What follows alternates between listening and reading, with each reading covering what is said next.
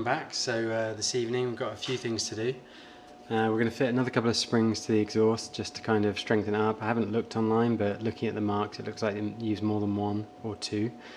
Got the two-stroke oil, so that's going to be used with the fuel, and there's a hand pump, so that would be ready to go. We need to fit the tyres and wheels, so we've got everything from the valves we need to fit. So only had 3 valve stems.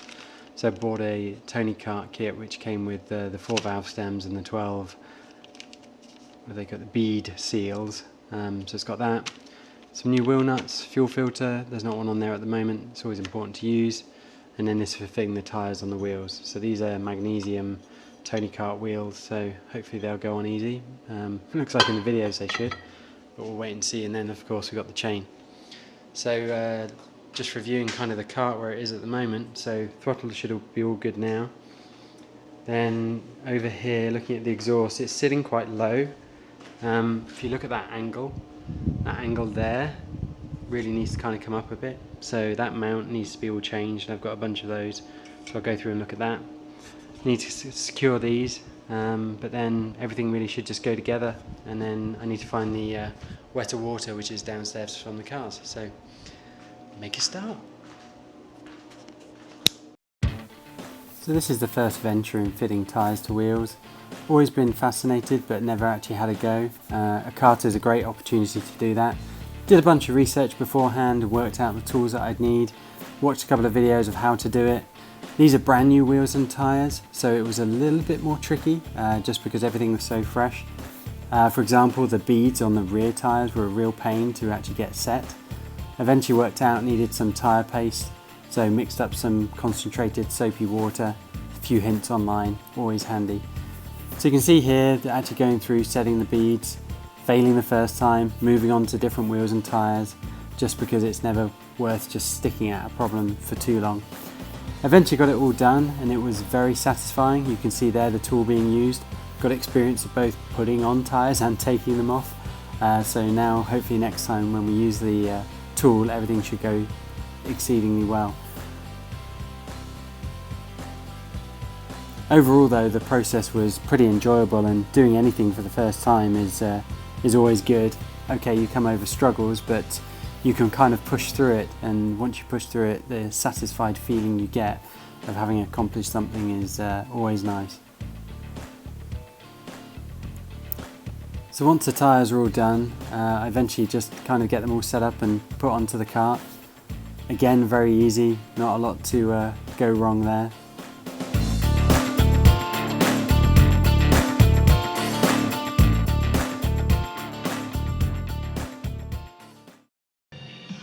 So I didn't get quite as much done as I wanted to, but that's always the way.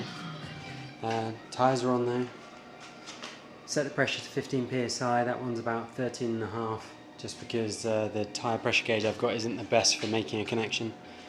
But the tyres are all on, and then just need to get to the rest of it.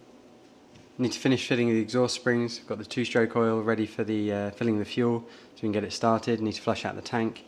Chain needs putting on, and then we've got the fuel filter. It will actually tell you which direction it needs to go. There should be a little arrow.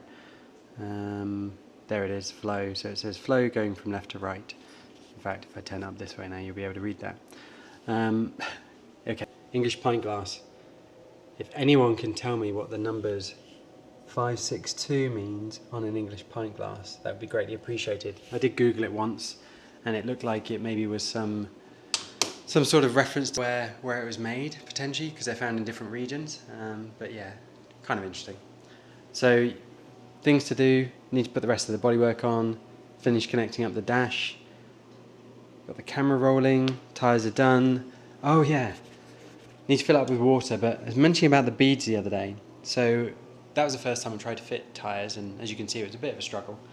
But for whatever reason this wasn't bedding in on these new wheels, so the tyre was getting caught up on this rear bead. So ended up just basically mixing up my own tyre paste. Okay, it's not paste, it's just a soapy water to basically actually lubricate that. And so I just used a brush that my daughter had lying around, and basically just some soapy water. You can use anything, I would say fairy, but you might not know what that is over here in the States. But just you know, just dilute it a little bit to make it flow, and that worked really well. Say hello to Loki. Hello Loki. Yeah, good boy. So yeah, just need to do the chain to get that done. The other day I was actually looking inside the cylinder, so I don't know if you saw that. Really that was just inspecting the condition, so I happened to notice the spark plug was loose, so you need to tighten up everything generally after a rebuild just to make sure everything's good. So I noticed it was loose, pulled it out. Do need a new spark plug because that is used, but the cylinder does actually look like it hasn't been run since it's been rebuilt, so that's good. Everything else should be good to go. Need to fill up the carb with fuel. That all worked out really well, so I don't know if you saw in the video, but that was actually heat shrink that actually went over the top of there. That plumbed in really nicely. I did try a number of different positions, so I tried even using this, but this actually worked well without actually restricting or putting strain on there, but you can see how well that came out, and so that should be good. Hello. Apart from that, yeah, just like I say, connect up the dash, tyres are all done, and we should be good to go. So I'll let you know if there's any problems.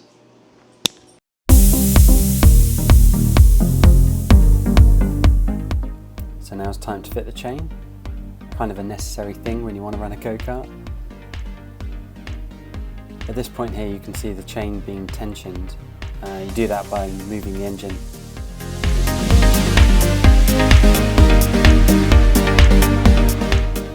Next task is to fill up the fuel tank, so I spend a little bit of time researching online the correct mixture.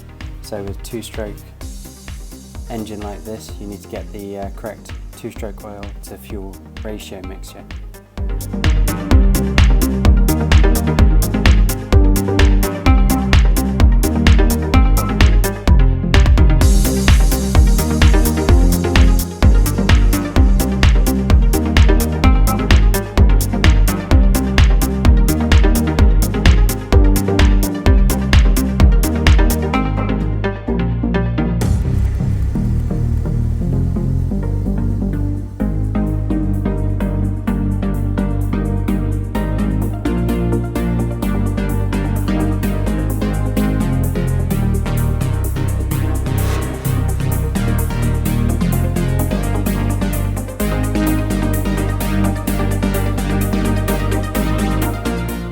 So the airbox has been done, we've got the base wiring loom in position.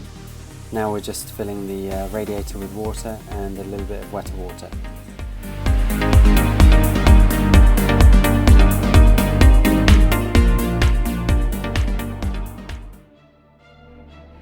So now we're trying to get the starter box up and running. We're trying to prime the fuel system, and hopefully everything is going to work out well.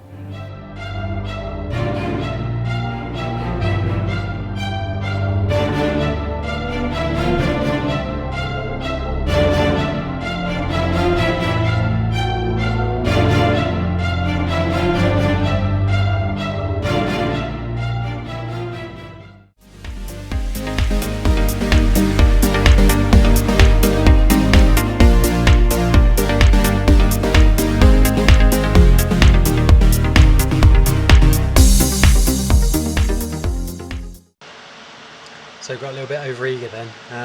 Managed to get it running. The battery on the starter was dead. So replaced that battery, found it at Oreilly's, the exact same size, exact same battery, so I figured that was an easy one to do. And then the starter works really well, so it's grubby but it works. Ended up fitting that directly, which is great. I was a bit worried about that because I hadn't checked that.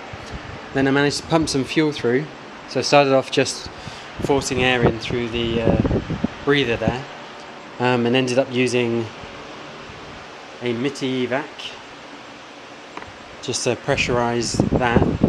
The seal on that is gone, so I need to make a note of that. So seal on that is gone, so I had to pressurise this by holding my hand over there, eventually push some fuel through, but it started almost straight away. And then I just had to hold the throttle slightly open with my hand. Carbonese tuning, but yeah, that was great.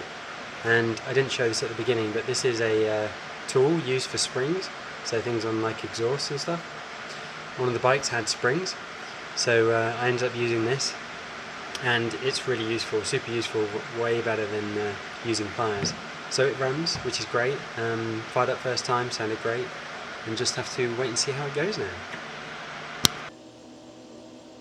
So that is the other thing I did want to mention, and I forgot. But You'll probably see it in the time-lapse video. When I started the motor, there was a lot of smoke in the garage, which is not great for you in a confined space, so I wouldn't recommend it. Had to open the garage door, had to run down and get my old shop fan, put it back together. Looks like it's been bent somehow somewhere, but anyway, it worked. So got the shop fan running, just try and blow some air out to get some of those fumes out. So that was all good, but yeah, I wouldn't recommend that. Probably should have taken it outside, but it worked, so let's not worry. Oh, a nice feature about the Micron, I didn't realise this.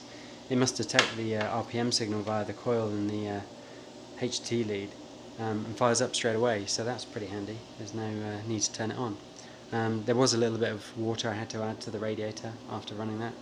Apart from that, everything seemed to work fine. When I was running it, I was making sure to every now and again give it a little bit of a blip for the clutch to engage and it to actually run that water pump, because it's a water pump run off the rear axle.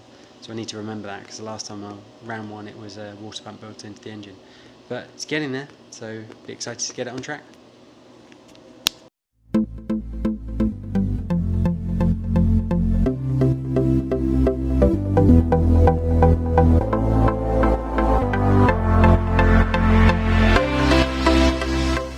Okay, so here's an example of a minor distraction, should we say. So I've pulled out the old wiring loom and just trying to work out what I can do with it. I have a few ideas which I'll talk about in a minute, but yeah, it's kind of interesting what you can do with a few wires and a battery, let me put it that way.